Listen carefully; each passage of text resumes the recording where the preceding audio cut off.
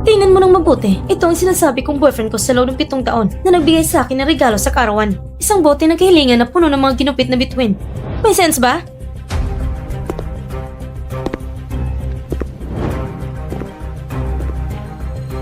Uulitin ko sa'yo.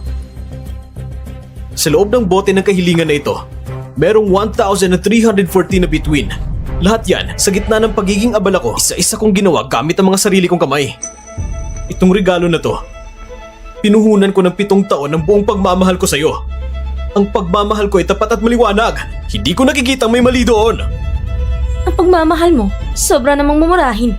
Napakamura na nakakasuka na.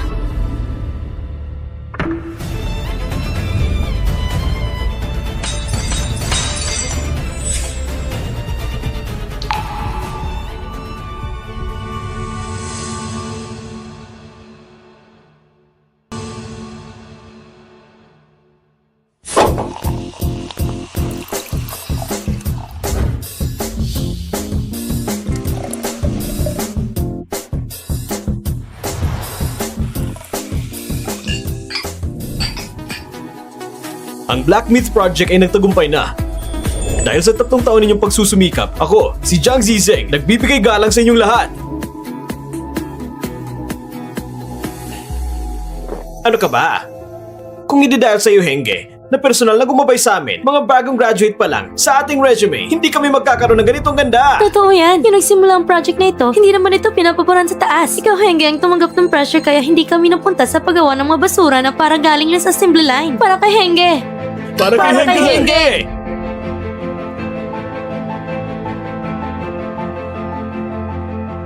Ang resulta natin ngayon, lampas sa inasahan, yung araw-araw na kumukestyon sa atin, si Director Sun. Ngayon, siguro wala na siyang masabi, di ba?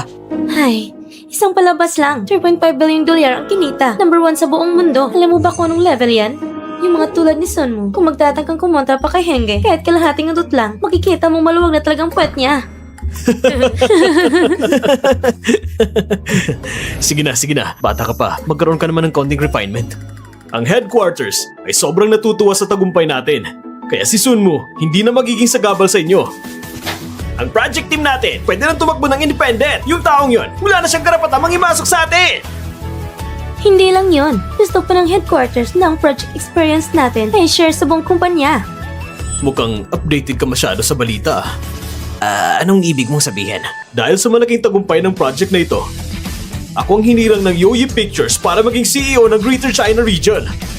Yes! Woo! Ayos yan! Sa susunod na annual meeting, malamang i-anunsyo na nila ito. Sobrang dami kong binabasa. Sumasakit ng ulo ko, kaya na-delay ang celebration hanggang ngayon. Ibig sabihin, si Henge ay parang umangat hanggang langit! Sinasabi ko sa'yo, bro, ikaw talaga, tahimik ka lang, pero may surprise ka palagi. Bakit hindi mo na lang i-post sa GC ng dorm natin? Tapos na sana lahat. Kailangan mo talagang pumunta dito para magpa-impress, no? Sobra ka na, ah! Hindi ba pwedeng natatakot lang ako na baka mahina ka magsalita at di ka makabenta ng kotse at matulog ka na lang sa shop nila? Masira pa ang brand image nila. Kaya, dumaan pa talaga ako dito para suportahan ang negosyo mo. Totoo ba yan? Salamat sa iyo! Gusto ko ng Panamera, puti sa labas at pula sa loob. May available ba ngayon? May isang full spec na standard wheelbase. Pero itong kotse kasi, mas bagay yata sa babae. Bakit di mo subukan itong mas maluwag na Cayenne? Sakto lang. Meron akong isa rito. Gusto kasi ni Yaw Yaw. At saka, regalo ko rin ito para sa proposal ko.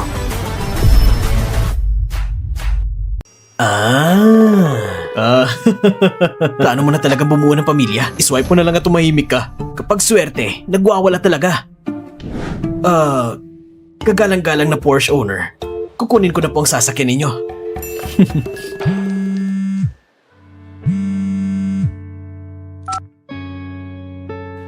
Hello, magandang araw po, Mr. Jiang. Ito po ang Jewel Robuchan French Restaurant. Gusto lang po namin itanong kung reservation nyo ngayong gabi ay may pagbabago Wala ba? naman. Sige po, Mr. Jiang. Ikaw Iko-confirm lang namin, isang malaking private room para sa 5 guests, 2,000 per head at 7 p.m. ang dinner. Tama po ba? Tama. Nakasulat din po sa notes may pagdiriwang nakarawan ng isang kagalang-galang sa panauhin. Paki-confirm lang po, si Miss Chen Loya po ba? Tama. Pag-iayos na rin ng dekorasyon. Opo, Ginoo. Sa loob ng VIP room, maglalagay kami ng lobo at mga palamuti. At hihintayin namin ang iyong pagdating. Sige, salamat.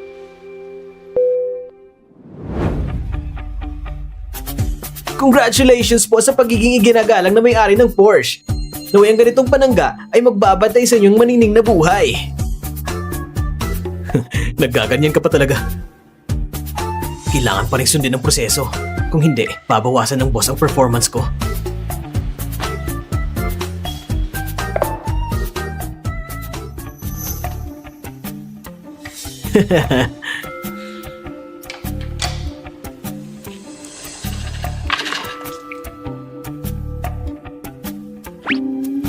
Wow! Ang grabe naman ito!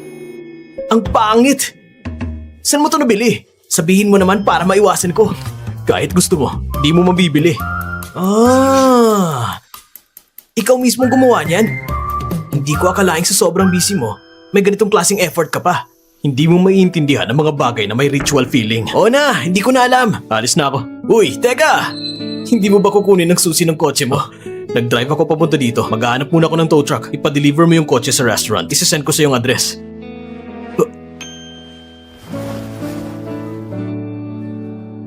Eto. Tandaan mo ah.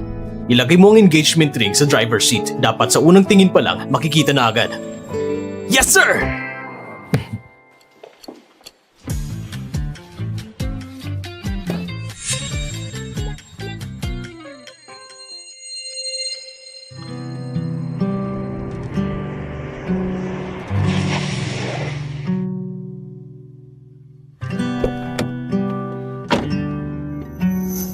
Tagal mo naman. Rush hour ngayon eh. Rush hour? Tapos hindi ka magang umalis? Parang first time mo sa rush hour ah. Eh kasi, naganda pa ako ng regalo na para sa'yo. Huwag ka na magalit, ha?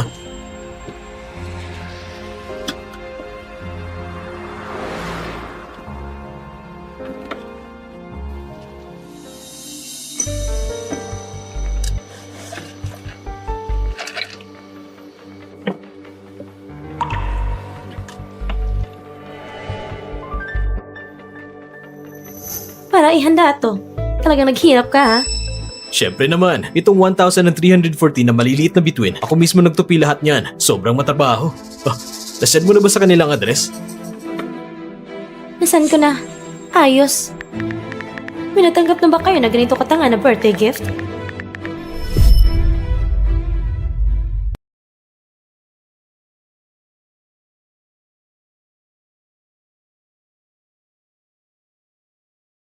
May natanggap na ba kayo na ganito katanga na birthday gift? Sino nang bigay? Sino pa ba? Hindi boyfriend ko.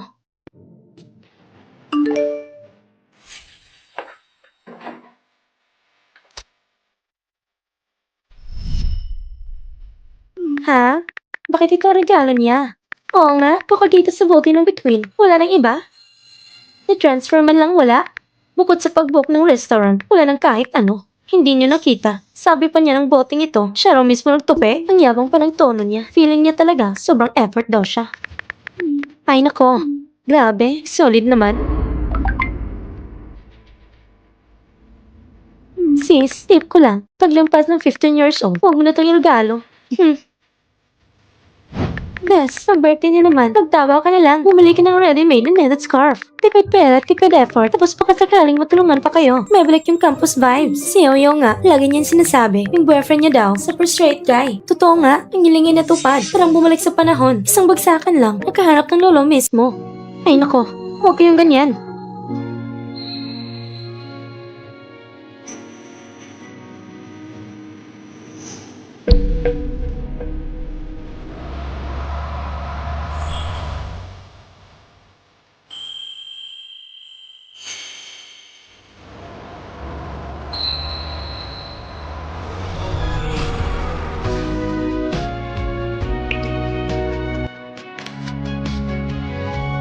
Ay, Pareho pang Chino-Piliedo. Pareho rin kayo na may birthday ngayon. Bakit yung boyfriend ng iba ang bait at maalam? Siguro, magaling ang pagkakahubog sa kanya.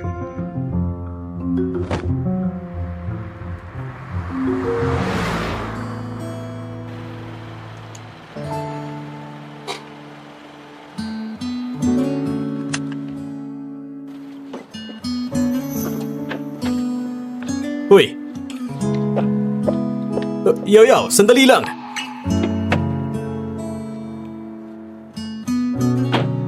Bakit mo nakalimutan ang regalo mo? Hindi pa pwedeng iwan sa kotse yan. Pag nagpicture na mamaya, babalikan ko na naman. Ang hassle naman nun. Ang layo pa naman ng lalakarin ko.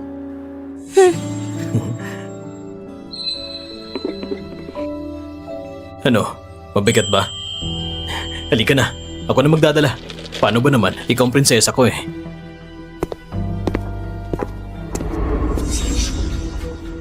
Nakakawalang gana. Sinadya kong iwan sa kotse. Pinilit pa rin kunin para i-prop sa picture. Hindi ko alam ano iniisip niya.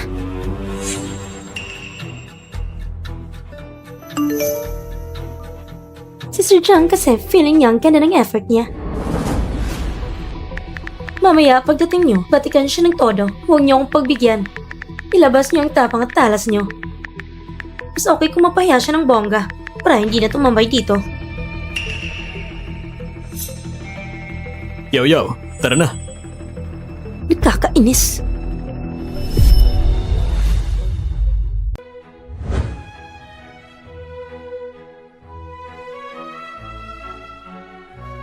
Yaw! Pasensya na. Na-late kami. Naghintay ka ba ng matagal? Hindi. Kakarating lang din namin. Kasalanan itong si Honey. Kakakuha lang ng lisensya. Ang tagal maghanap ng parking. Sino yan? Ay nako. Pinabati natin ang baby natin si Yaw. Maligayang karawan. Salamat sa'yo ha. Maligayang karawan. Saan tayo lalagay? Ilagay mo lang dun. Sige, gagawin na natin ang proseso. Kukuha tayo ng group picture. Sige.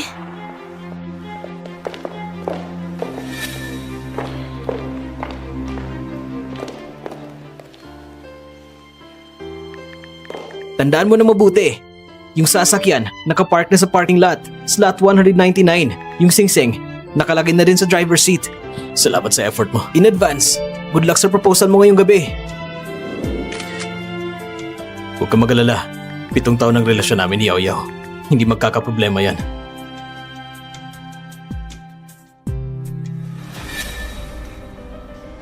Bakit? Kanyang pagkakalagay ni regalo? Medyo plain tingnan. Buksan mo yung mga kahon. Ayusin mo lang mas may layers tingnan. Ayos lang ba?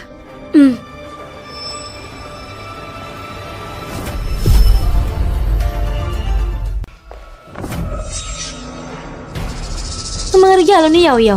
Bakit ka naman nakikialam pa? Huwag mo namang kunin ang siya ng pagbubukas. Hayaan mo si Yaw magbukas. Sige.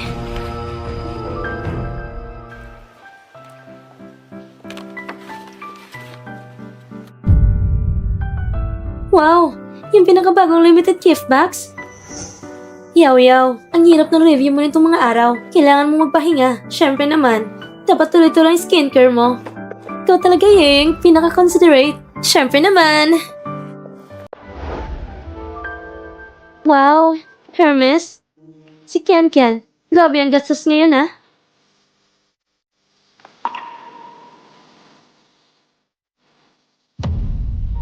Ken! Ang color ba ng baby natin si Yaw? Kung hindi mo ipapakita, hindi ba para sayang naman? Bagay dito ang ganitong klaseng kwintas. Halika, isuot ko sa'yo. Maganda ba? Bagay na bagay sa'yo. Halika, tingnan ko. Maganda ba? Maganda! Perfect match! Sobrang ganda. Ako naman, hindi ako kasing detalye nila, kaya praktikal ang regalo ko. May 18 na piraso. Bawat isa ay tig-1 gramo. Purong 24 karat gold. Pwede mong ipagawa ayon sa gusto mong alahas. Kung may emergency, pwede mo rin gamitin agad. May certificate, kaya madaling ibenta. Alagaan ko itong mabuti.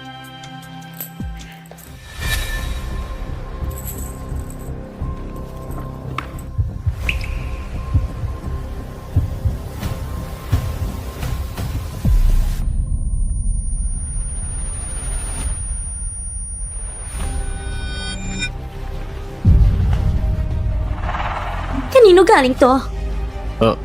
Ito ay... Kay Mr. Jiang pala. Itong birthday gift mo? Ano?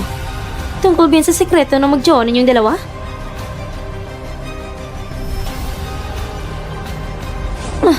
Ito lang naman pala. Ito lang naman pala.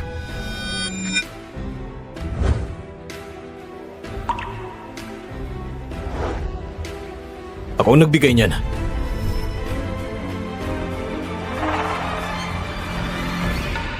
Wow! Hindi yata ha? May pagkabata ka pa pala, Mr. Jiang. Diba?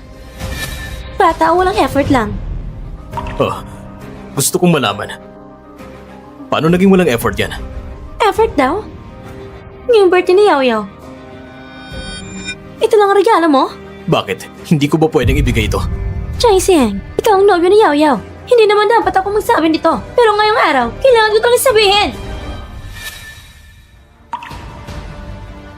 Sige. Habang kumpleto ang lahat ngayon, makikinig ako ng mabuti. Talagang gusto ko marinig. Kung ganun, sasabihin ko ng maayos. Yeye, magkano yung lumber set na bigay mo? Hindi naman ganun kalaki. May promo sila ngayon, 6,300. Yung kwintas na binigay ko, medyo mas mahal, 7,700. Kaya wish naman, hindi na kailangan ko sabihin. Ngayon, nasa mahigit 700 kilogramo ang ginto. Hindi bababa sa mahigit 10,000. At itong bagay na ito, hindi ko talaga maintindihan kung paano mo nagawang ibigay ito nang walang hiya. Bakit hindi ko pwedeng ibigay ito? Ang bote ng mga bituing ito ay... May kabuuang 1,340 na between. Sa online, 71 pesos lang. At yung seller, nagbibigay pa ng dagdag na piraso. At may 5 pesos pa na cashback kapag nagbigay ng good review. Ito bang sinasabi mo mula sa puso? Aaminin ko. Ang mass production ay talagang malaki ang epekto nito sa halaga ng mga handmade na bagay. Pero itong bote ng mga bituin, iba ito. Sa nakaraang 6 na buwan, tuwing sa mga oras na hindi ko nakikita si Shen Luyao, ako mismo nagtutupi ng bawat isa. Ibig mong sabihin, ng boteng ito ng mga bituin ay hindi lang yung halagang wala pang 100 na commercial value nito? Kundi pati ang puso't effort mo? Yun bang ibig mong sabihin? Akala ko pa naman. Mapapaiyak ka talaga. Kasi nung college pa tayo. Jiang Zieng, ang mga laro ng bata, tapos na yan. Lahat tayo ay mga adults na. Hindi ba't gusto mo pa rin moral pressure kay Yao Yao?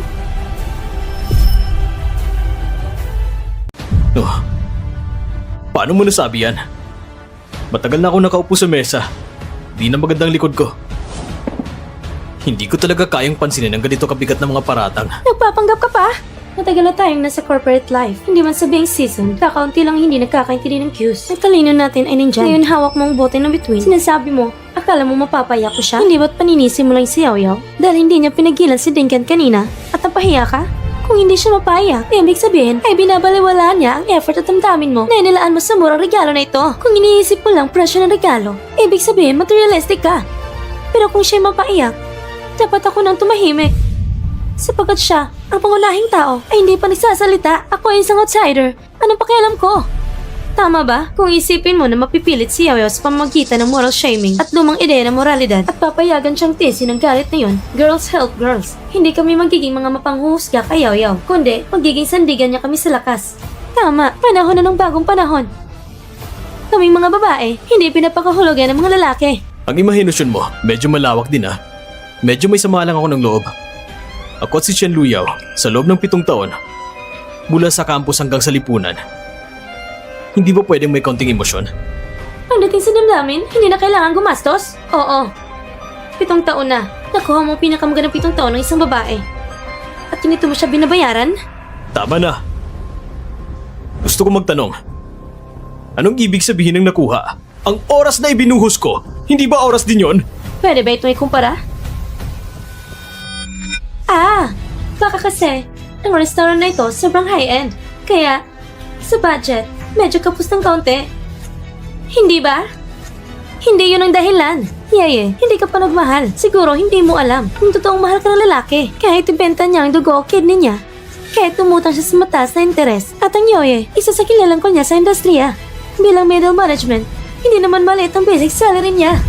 Lalo na, may isang buong taon pa siya para maghanda. Talaga bang kulang lang siya sa pera? Tama. Ang restaurant na ito, talaga namang high-end. Kailangan magbareserba isang buwan. Ang per capital fee, umaabot sa 2,000 bawat tao. Kaya sa usapin ng prestige, medyo nauubos ng budget. Sa regalo naman, medyo nagtipid lang. Bumili lang ng maliit na bituin sa Taobao. Kasama ang kwento ng kanyang damdamin. Ganito kaunti lang ang nagastos. Pero sa huli, ito'y simpleng pagtataya ng benepisyo at panganib lang. Kapag nakuha na, hindi pinapahalagahan. Grabe, napakatalino pero kuripot na lalaki.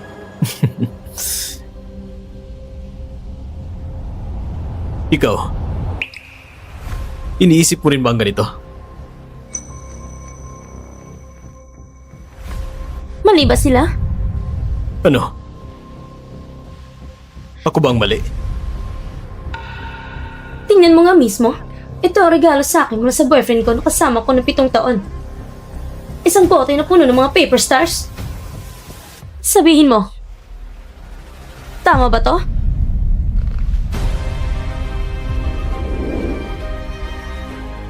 Uulitin ko sa'yo.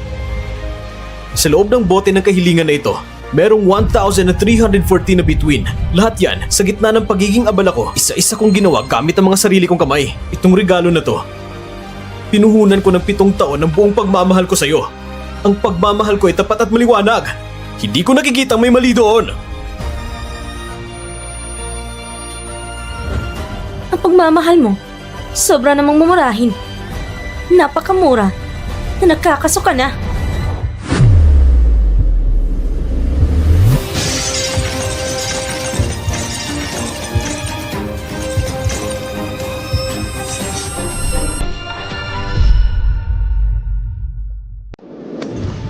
Ano?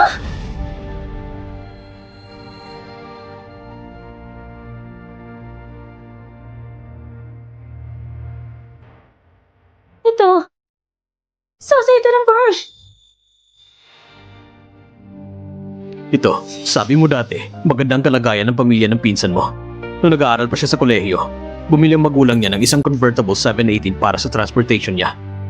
Ang pamilya natin, pareho lang na ordinaryo, walang problema sa pagkain at tirahan.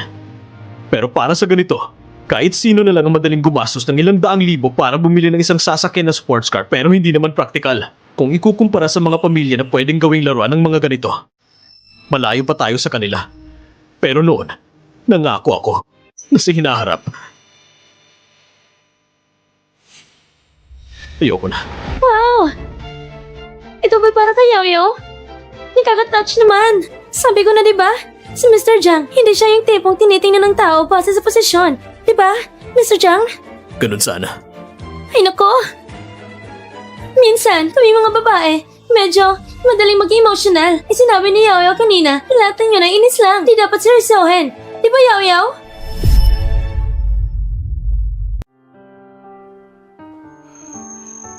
Pero ako, tinanggap ko yun ng seryoso. Sino ba namang nagkakaalam kung totoo pa biro regalo lang? Baka, lighter lang pala yan. Huwag ka na makialam. Babayad na ako sa pagkain. Mga kaibigan, kumain at uminom kayo ng maayos. Aheng! Aheng! Yo-yo, bakit hindi mo ba siya habulin? Aheng! Aheng! Sandali lang! Umuulan sa labas! Alam ko na mali ako! Aheng! Aheng! Tinawin natin ang usapan! Ano yan?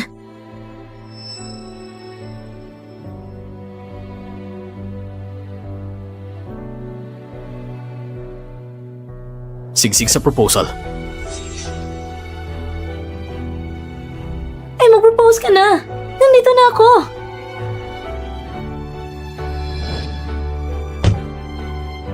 Kailangan pa ba nito?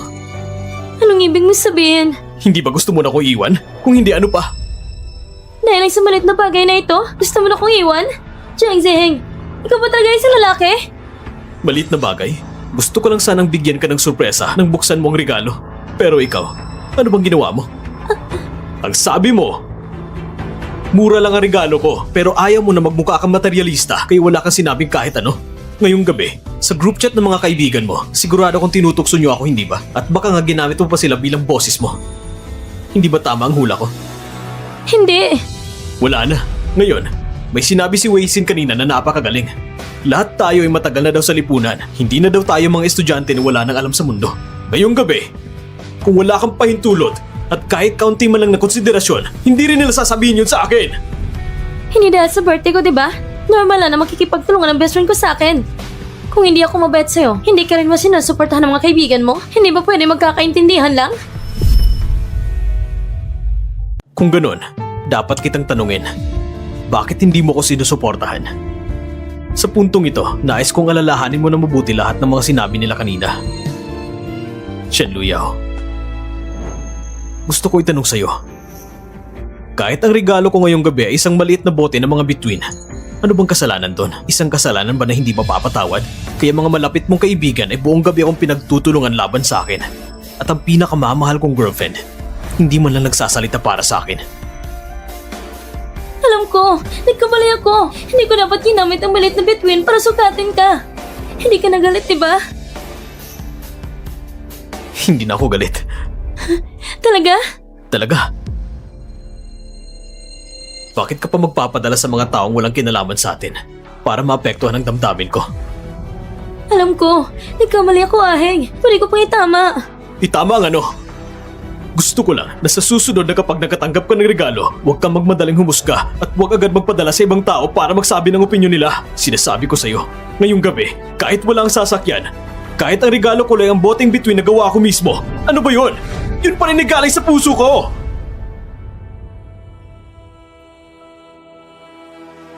Sabi nga ng mga matatanda, kung nakatakda sa tadhana, darating din. Kung hindi nakatakda, huwag nang pilitin. May mga tao talaga na kahit may bigay mo sa kanila mga bagay, hindi nila matatanggap. Ang pagmamahal ko, hindi ito mura. Mura ang pagmamahal sa pananaw mo. Tapos na ito. Hanggang dito na lang tayo. Aheng! Aheng! Bigyan mo pa ako ng isang pagkakataon!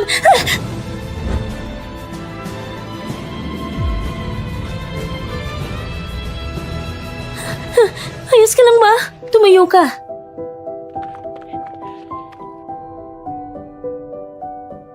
Hindi na niya ako gusto. Ayos lang yan. Ayos lang yan. Sige na, sige na. Yaw-yaw. Yaw-yaw. Pakinggan mo muna ako. Galit pa siya ngayon. Babalik muna tayo. Pagkatapos, kapag maayos na ang kanyang emosyon, ayusin natin siyang makausap. Tapos doon ka na mag-sorry ng maayos. Ayos ba? Bakit ito kakomplikado? Kung hindi niya tinago, di sana ito nangyari kay Yayaw. Sige na, lahat ng lalaki, parang bata pa rin ang ugali. Payakin mo siya ng kaunti, magpakita ka ng lambing, kunin mo muna ang kotse, sakang iba. Hindi naman puro walang pinaghirapan yung maraming taon, di ba? Sa pag-ibig, huwag masyadong magkalkula. Alam ko, naalala ni Mr. Jiang ang mga detalye. Malaki sa kanya ang mga detalye at damdamin. Yaw-yaw. Sa tingin ko, ang pinakamahalaga ngayon ay pakita mo sa kanya yung damdamin. Hindi mahalaga ang kotse. Hindi mo naiintindihan niya eh. Sa pag-ibig, kung babae walang benepisyo, sa daming taon na yaw-yaw sa kanya, ang kotse ay para sa karapatang gintimpalan niya. Kung sasabihin niya ayoko, parang walang silbi. Makikinabang lang ang lalaki yun. Tama ka. Bukas na lang, pupunta ako sa kanya at sa harap ng opisina niya, pag-usapan ng maayos.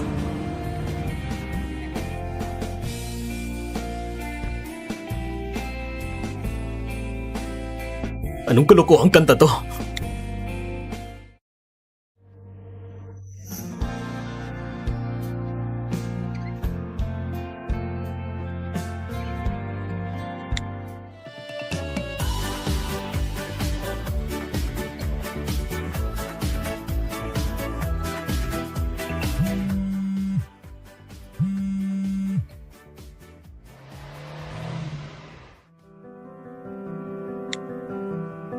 Hello ma, anong problema?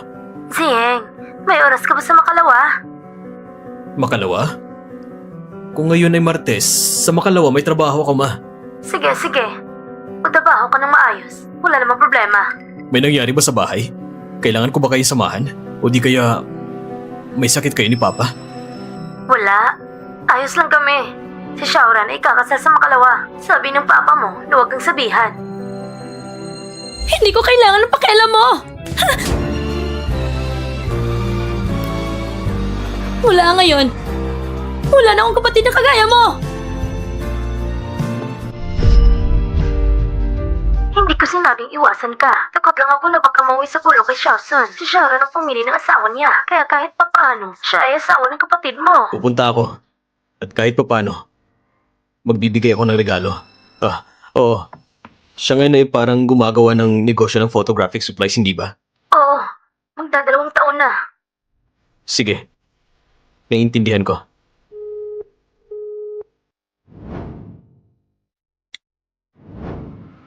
Xiaoyu. Noong nakaraang panahon, may isang kumpanya ba na tinatawag na Haoyu Equipment Photographic Supplies? Nagpadala ba sila ng proposal sa kumpanya natin? Suriin mo ang lisensya at credentials ng kumpanya nila. Kung maayos ang lahat, isang buong taon ng supply ng orders, ibibigay natin sa kanila ng 30%. Mr. Jiang, ang Haoyu equipment na ito, pasok sa regulasyon, pero hindi ganun kalaki ang scale. 30%? Baka hindi kaya. Isa't kalahating porsyento na lang ang maximum. Sige, 1.5% na lang. Kailangan natin silang tulungan kahit papano. Ganito. Sa makalawa, ihatid mo ang kontrata sa venue ng kasal. Opo, Mr. Jiang. Miss, ang galing ng palasa ninyo. Ito ang bagong model namin ngayong taon. Kahit 13 puntos lang ang bigat, ang clarity at cut nito ay napakaganda, napaka-premium, sulit sa presyo. Magkano ito? May promo kami sa shop ngayon, 5,999 na lang. Ganito pala kamahal. Sir, ang diamond ring na ito ay 5,999 lang. Mahal naman! Sir, sa ganitong klase ng singsing, ito ang pinakasulit sa presyo. Sige.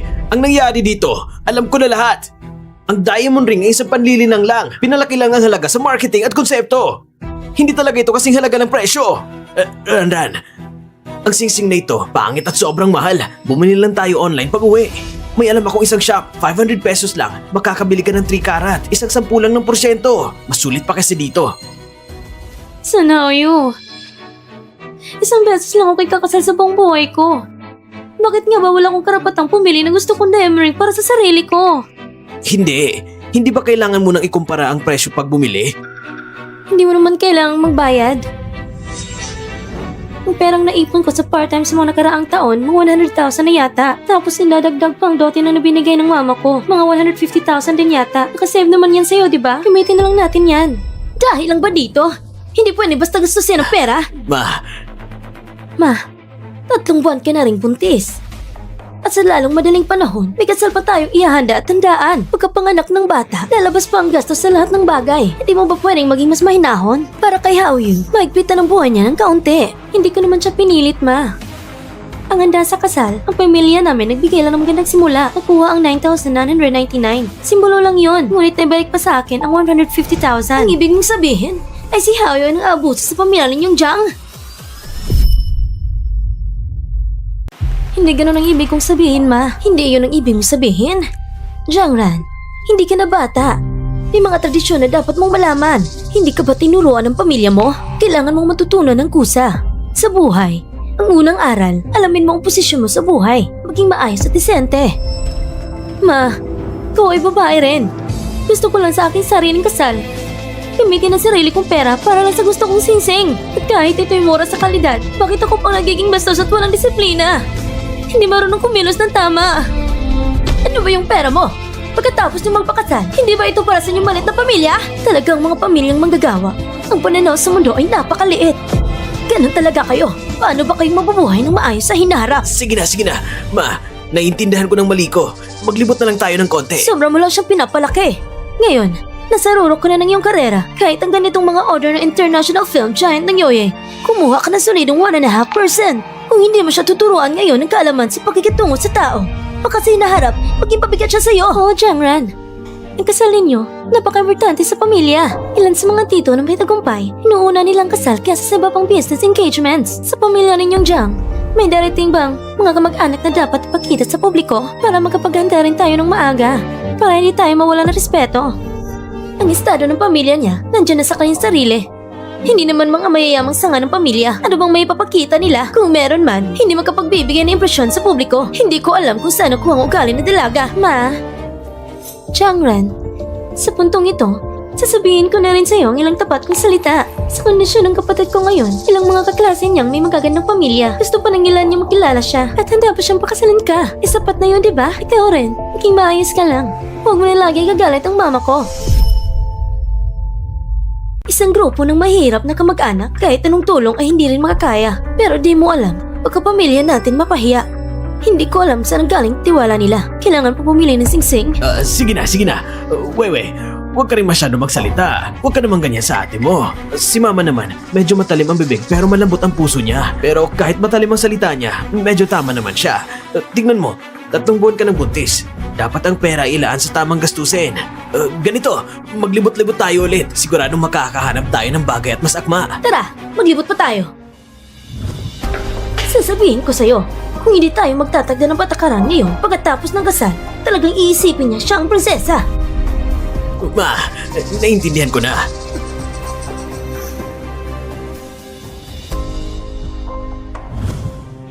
Jangran, ang pinakamahalaga sa'yo ngayon, para sa paralang gusto mo ng maayos. Huwag mong sayangin ang sarili mo para sa isang binatang galing lang sa kalye. Sinisira mo lang ang sariling buhay mo. Alam mo ba? Hindi siya galing sa kalye. Marunong siyang magitara. Gumagawa siya ng kanta para sa akin. Pero hindi siyang magmotor. Dinala niya ako para hapunin ng mga hangin at taginit. Kasama ka siya humigas sa damuhan. Tumingin sa mga ulap at sa langit. Masaya kami kapag magkasama. Hindi mo siya naiintindihan. Ikaw hindi nakakaintindi sa kanya! Isa siyang vocal student. Anong gamit niya para pasahin ka? Gagawa siya ng kanta? Oo, ngayon, meron pa siyang mga magulang na pwedeng pagkuhanan ng pera. Pero pagkatapos nito, Jangran, pakinggan mo sinabi ng kuya mo. Dapat palagi mataas ang pangarap mo. Kung talagang pakakasalan mo siya, pagpasok mo sa kanila, mamumuhay ka lang na nakatingin sa mukha ng mga magulang niya. Cheng Siheng! Hindi ko talaga inikala na ganito ka mang light sa likod ko at nilalabas sa bibig mo. Bakit hindi ko pwede sabihin ito? Uulitin ko sa'yo. Hindi ito tinatawag na panlait. Tinatawag ko ito paglahan ng katotohanan. Nakikita ko lang sa'yo. Ilabas na kayo bangat at pagkiling. Unang tao si Sun Haoyo. Alam ko siya nang higit sa'yo. Ang sarili kong landas ay ako mismo ang tatahak. Hindi ko kailangan ng pakialam mo.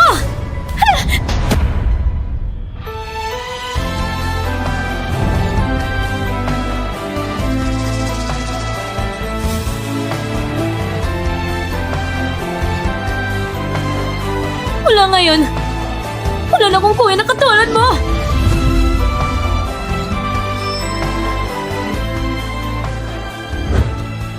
Kuya, nagsisisi na ako.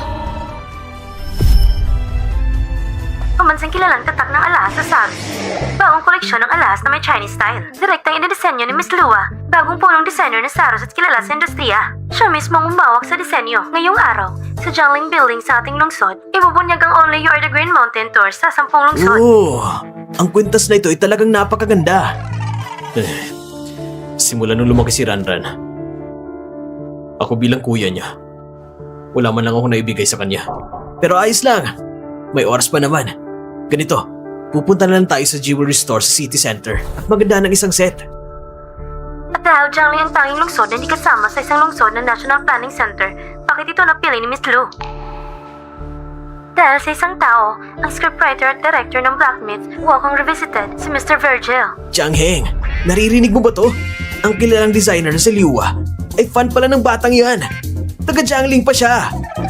Nang nasa ibang bansa ako, nang gusto kong lumikha ng alahas na may temang Chinese style, nakuha kong inspirasyon mula sa kwento ng lalaki at babae sa pelikula. Dito'y pinanganak ang Xiao Shanqing. Kung may pagkakataon, gusto ko rin siyang makausap ng mas madalas. Gusto kong ipahagi ang damdamin sa Guzeng, ngunit kakaunti lang nakakaintindi. Hindi ko inakala na sa likod ito ay may ganitong eleganteng kwento ng high mountains at flowing water. Sa unang araw ng exhibit, personal akong nandoon upang ibahagi ang kwento sa likod ng paggawa. Tara, pumunta tayo sa Jiangling Building. Ang exhibit na ito ng Xiao Shanqing, mahalaga para sa Saros brand.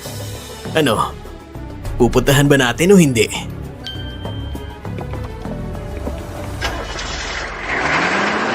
Ang exhibit na ito ng Xiao Shanqing, mahalaga para sa Saros brand, sa larangan ng Chinese style jewelry. At ito rin ang unang hakbang namin sa pagpapalawak sa Greater China Market. Maraming salamat sa inyo lahat. Hulaan niyo kung sino ako.